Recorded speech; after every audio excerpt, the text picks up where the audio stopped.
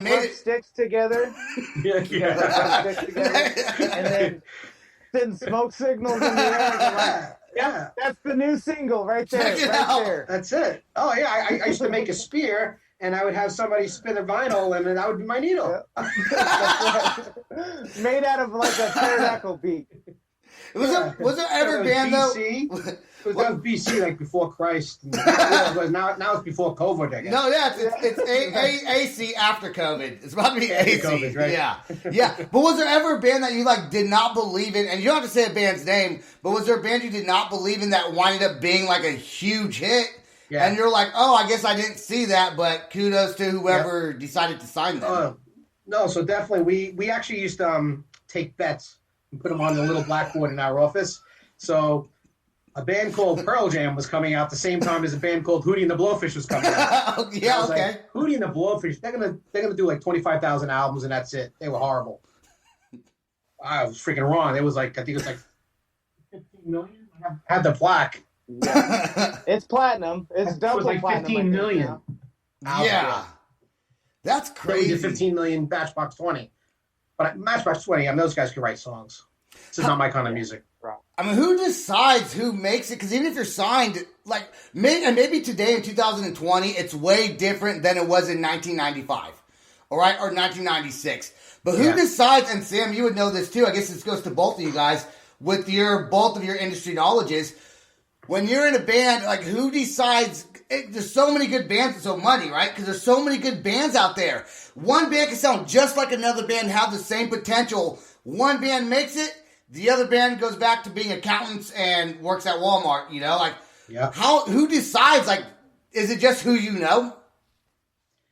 It's a little of everything, really. I mean, it could be an A&R guy. You know, if you're a big A&R guy, I won't say names. So everything he would sign or she would sign, the company would have to work because it was that person signing it. Or sometimes it's just about, I don't know. I mean, could be...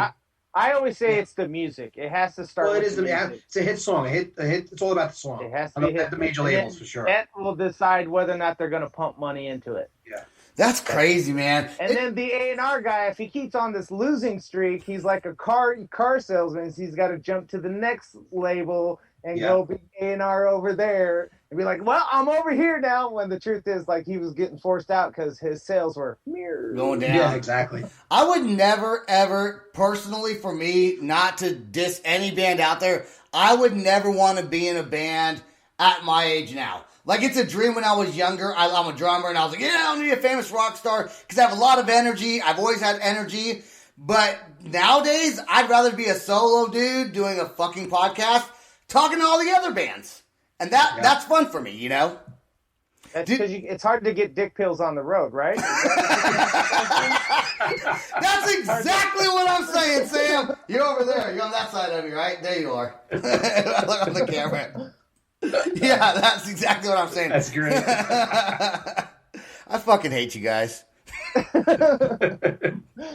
Lou, doing what you've done, has your whole motivation or your drive changed with the way the industry has went? Or do you think you kind of caught on with the whole MP3 website, getting that going? Like, you kind of started in 2006, right? Yeah. So when you started, you saw the world going towards the internet and getting stuff online. Was that that was kind of maybe a gamble, maybe not a gamble, but you envisioned it, and has it changed since? It was a gamble. I mean, it was weird. I had this idea, this whole Reverb Nation idea in 1999, and I put together like this 2-page piece of paper, a really shitty business plan, I guess you'd call it, and brought it to the guys at Atlantic Records. Actually, I went to Warner Music Group. And they were like, well, why would anyone want to listen to music on a computer? Why would artists and fans ever want to talk to each other? They just laughed at me. And then like 3 years later, I think it was like MySpace was born, which is pretty similar at the time. And then I took the same 2-page paper with some investors, and they were like, yeah, let's do it. So we were actually really, it sounds like an ego trip, but we were way ahead of the game. We were very, very innovative at the beginning. We were the first Facebook app for musicians. Oh, wow. It was 2000, end of 2005 is when we really kind of launched it, soft launched it, and nobody was doing anything we were doing. Plus, in one place, like there was email systems, and there was Sonic Bids doing press kits, but we actually did everything. Would you say that? What about live events in general? Because that's our biggest problem right now. Is a lot of bands can't get back to live events. Because I like to say that's where the magic happens. That's where you either find out if you have a fan or you don't have a fan. Yeah, that's how you find out if that click on, say, Spotify, that quote unquote fan that clicks and listens to your music in that city actually comes through that front door. Right. Would you say that if live events and live music never returns, do you think we still have the same thing? No, I think it's I maybe because I'm a lot older, I have to have live music. To me, that's what a musician is all about. I can't imagine a day where just listening to Spotify and stuff like that, not being able to see a live event or something like that. I hate when I see artists like lip sync, like every award show and almost every band that you hear on the radio, they don't even play live anymore. That's so crazy, man. It is. Even the rock bands. I know that, and that's so sad because when you go to a concert, like for me, the reason why I loved Papa Roach growing up, it wasn't because of their music. I could give a shit less. Their music sounded like every other music coming out of Vancouver, California. But what they had was stage presence. Yeah, they had a show, and when you got a show, it's like when they got signed, they really weren't a great band. Jacoby could not sing that well. Now he's a great singer because of all the lessons he's had and whatever, but they put on a good show. I remember at one time, I think DreamWorks was there at a concert. The concert got stopped because someone threw a rock through a window. Jacoby had a megaphone, went out to the parking lot, and sang the rest of the song with the megaphone and everyone around him. And that gave the audience goosebumps. That gave everyone the chills. That's putting on a good show. You want to be in a good band? If you're a fucking good band, I'm going to tell every band listens right now. If you are in a band and you are awesome, if you do not have stage presence, I don't want to see you live. I'd rather listen to you on Spotify. Well, what will happen is no one will want to see him live because that word of mouth will get around too. They'll be like, eh. But there are bands that are big that have horrible stage presence. Oh, lots of them. Well, they got. But they don't last. They don't usually last that long. They don't. They're usually they're like radio hits and 5 years. exactly. Do you ever listen? Do you ever listen to music on your own platform, Lou? And because you work still, I assume you still kind of work with Atlantic Records. You have some connects there and know some people. Do you ever listen to music on your own platform? Or do you just not because there's so many? Or do you find someone like, hey, check these guys out. These guys are pretty good.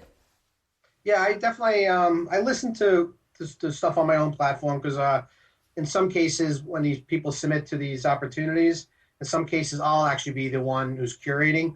Not all of them, but I'll listen to like with Summerfest or Sturgis Festival. I'll go through, a couple of hundred submissions just to help the guy out. And I'll be like, you don't have to waste your time with these 300 bands. They don't fit. They're not going to play. They don't work well with Kid Rock headlining and stuff like that. So I still listen, and when I hear something really, really good, I'll either send it to an A&R person, but not that often. I'll send it to some managers or a booking agent friend of mine. I send every once in a while. He's always like, "Lou, you got to get me another Crowbot that I found." He just loved them. They never got really big, but they're still around. But what is it? Handlebars is about the. Isn't that what? Handlebars? Oh yeah. Wait, is it? No, not Handlebars. It's the band from Harrisburg, Pennsylvania. The same band you're thinking of? I don't know. Dude, I'm creeping up there in age too, and one of the biggest things is I go, wait, was that band? I think they're called something Bots. Obviously, that's probably what triggered it. And it was like, you're talking about the handlebars? Handlebars. With my handlebars. Oh, yeah, right. So they were kind of like a rage elephants. Cage the Elephant. Cage the Elephant. They're kind of like Cage the Elephant a little bit. I'll tell you guys who sings that song. Google it. Like Flowbots. Oh yeah, not Flowbots. You were right with the bots. Who use it? That's what I'm saying. I'm not wrong. I'm just old, and it's fucking starting to mess with me a little bit here. That's the problem. Was that a one-hit band? Yeah, I think so. I'm pretty sure they got something going on, but they're just not traction. If you sign gotta keep it going. Once you Sebastian, once you get that song that gets that traction, you got to have that follow-up song before that song even became famous. Yeah. And then you got to have the money to market it and put it out there in front of everyone else who's doing the same thing. Yeah, everyone's got ADD. What's gonna happen? I have ADD for sure. Yeah, me too. Well, so how many record labels do you think lose money over artists? Because it doesn't. I don't know if this is right or not, but doesn't the record label fund? It's kind of like a loan, right? Where they fund the artist all this money to get all their promotions, all this stuff. But if they don't make their money back from the first album or second album, you lose it. You lose it, right? Yeah. It's not. I mean, like it's funny because artists always bash the labels. They spend all this money, but it's all recoupable and stuff like that. I'm like, it's better than a mortgage or a real loan. Like if you take out a mortgage from a house, if you can't, the bank doesn't, you don't get the money back. You lose the house. Right. It's not like, they're kicking your ass out label. Yeah, a record label, they're making they're spending hundreds of thousands of dollars to make your album and promote it and everything else. If it's not a success, they're not asking for their money back. No, they're just we're not going to support you anymore. We're just not going to support you anymore. Oh, the record label's not like you still owe me like $2 million. That's not how it works. No. Oh, really? Shit. If you get one of those contracts, you better run. Run. Maybe, Lou, that's what we should do. We should have contracts that says, hey, this is a loan and it needs to be paid back. Yeah. In fact, call us, instead of Fannie Mae, call us Music May. Music May. Well, it's weird because I work with so many like big managers over my years. One manager used to always tell me, you want to get the biggest royalty rate, because the record labels they basically take 80-85% and you get 15 to 20. He's like, you want the biggest, you want a 50-50. If you can get a 50-50, that's amazing. And then another manager, and that was a big manager, another manager who managed AC/DC and Trans-Siberian, a lot of other big bands. They were like, you want to get the biggest advance possible, and you don't give a shit if you ever get a royalty check because you're not getting one anyway. So you might as well take the $5 million advance and run, because most of the time you don't recoup. I think when I was at Atlantic, and this is like industry wide, I think it was only 96% failure rate, something like that. No shit. Oh, yeah. Damn. So when you're in a record label... I didn't know it was that high. I thought it was like in the 70s, but not. No, it was high 90s. That's worse than starting a restaurant. That's like way bad, dude. I thought the restaurant industry was bad. Record label industry really gets shit on. Oh, yeah. Yeah, well, I think what contributes to a lot of that is what happens is one label signs a band, they do hot. Let's take Nickelback, for example. There was a label that wanted all Nickelback type on their same label, and it's like, you can't have that. People don't diversify their ears like that. And what did we end up giving? We ended up giving Rev Theory? Is that what it was? Rev Theory? Probably Rev Theory. Yeah, Rev Theory, and it sounded exactly like Nickelback, and it was produced by Nickelback. and Dean is their manager. Hey, Dean, if you're listening to this podcast, Dean, you know this, I know this, the whole industry. I'm not bashing Rev. We'd still love to do that tour. What I'm saying is, because that's been a constant, in my opinion, this has been a constant argument that bands, because they lose their sound or they change their sound and they lose their fans. Let's take Bring Me the Horizon. Shit, even Weezer, when they changed something, they lost fans because they wanted to hear that old stuff. But you as an artist, you have to change with the time. Papa Roach, I get that. I get what I'm saying is, I'm not even... Jacoby's on my friend's new album. I just heard Jacoby on my Reach 454 album. Did you? Yeah, he was on Reach. That? Yeah, he's my buddy. I mean, I like the latest thing that I like Jacoby on. We're gonna talk about your boy. He's not my boy. I don't know him. I don't know him. I don't know Jacoby. Okay, you knew the next door neighbor. Yeah, but I like the Who when he did the guest vocals on the Who Wolf Totem. I think that was great. I think that was great. That was a great all around because that was a breath of fresh air. That's that Mongolian heavy metal band. Oh yeah, those guys are awesome. Yeah,